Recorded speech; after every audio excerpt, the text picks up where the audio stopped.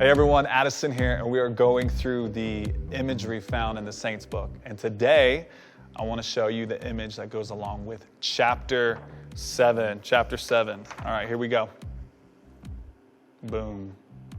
Class is in session. Okay, you'll see here we have a king.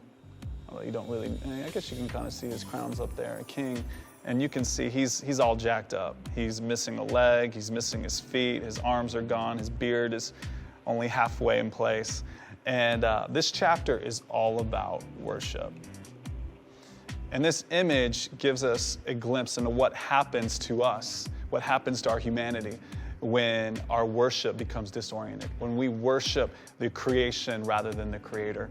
And I know it's easy to look at something like this. I mean, this is a form of an idol. It's easy to look at idolatry and just be like, yeah, that really has no relevance in today's world. But the truth is, at the base of sin, at the base of the thing that distorts our humanity, we find this idea of disoriented worship. If you look at Romans, Paul's most complete discourse on the gospel message, in chapter 1, everything goes awry when we as humanity got worship wrong. All these symptoms of sin are subsequent to this idea of disoriented worship.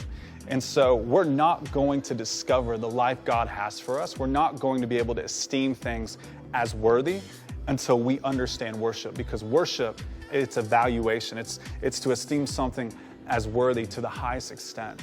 And when we get worship wrong, we get life wrong. Honestly, it's as simple as that. So in this chapter, I break down worship and show why God, he's jealous for our worship. It's not because he's like Zeus and Poseidon and Hades who grow stronger at the worship of their lessers. That's not what this is. He desires our worship because he knows that's the only place where we find life. And when we find ourselves confused, when we find ourselves disoriented, when we find ourselves lost, guess what? It's because we've got worship wrong. And that's chapter 7.